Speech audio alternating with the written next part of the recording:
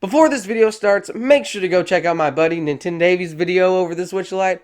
I made sure I wouldn't say the same things he did about the console, but there are things I can't leave out, so sorry, but yeah. So make sure to go check him out in the description below, and let's get right into the video. Hey everyone, Bimper22 here, welcome back to another video. Today I'm going to show you why the Nintendo Switch Lite is better and worse than the original. On September 20th, 2019, the Switch Lite launched alongside The Legend of Zelda: Link's Awakening. Right away, the Switch Lite was not well accepted. One, the price was at a ridiculous cost of $200 American dollars. Another is people that already owned a Switch did not want another Switch for good reason. Why would you want a thing you already own? Now, I can understand why people would think this way. I thought that way too, but the longer I waited, the more I realized how good the system is. So I bought the console, and I have to say I love it. So here are some pros and cons of the Switch Lite. First, the color. I personally got the light blue color because it's more my style, but you don't have to get blue. You can also get a gray or a yellow Switch. This is a good and a bad thing. There's not a lot of variety when it comes to picking one up. You really only have 3 choices. But I think they did this on purpose because these are uncommon colors when it comes to their games. I can see them in the future having game bundles in with a Lite. For instance, The Legend of Zelda Breath of the Wild 2 could come with a Link green color Switch Lite. Next thing I want to mention is the D-pad. I cannot stress enough how much I hate the Joy-Cons because they had stupid stiff buttons. The D-pad has been on every console since the NES. Why would they stop now? It worked. The new D-pad on the Lite is crisp, clean, and super satisfying to click.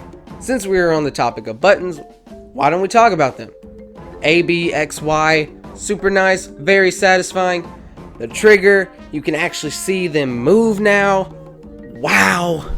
And the joysticks, they're white now. Okay, enough of the appearance. Let's talk about differences. The biggest difference is the battery life. This thing is a life master. The original Switch had a battery life of 3 hours. The Switch Lite, however, has a battery life of 7 hours. Not only is that better, but it was also one of the main reasons I bought the Lite in the first place. When making a portable anything, please listen, make the battery life long. One pro of the Switch Lite, even though you can't dock it, you can still connect your Pro Controller to it. I was scared at first that it didn't work with the Pro Controller, but after trying it out myself, I learned that it does work with it. Now let me talk about some cons of the Lite. The Nintendo Switch Lite is a great and a way better console than the original Switch, but it's not worth $200. Now don't get me wrong, they probably had to make it that much because of the cost to make it, but the new 2DS wasn't that much on launch day. I bought it because I needed it. I mean, look at this thing, it is a literal wreck. But I wish it was $150. That just seems like a better price overall.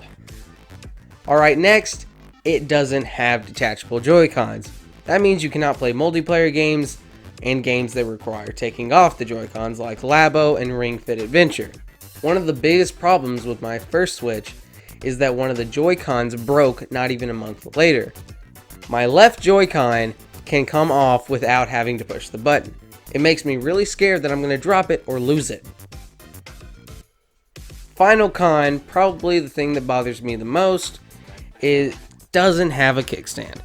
I am forced to play it in handheld unless I buy like a case stand. You can always prop it on something, but I mean, where's the freaking kickstand? But that is all for this video.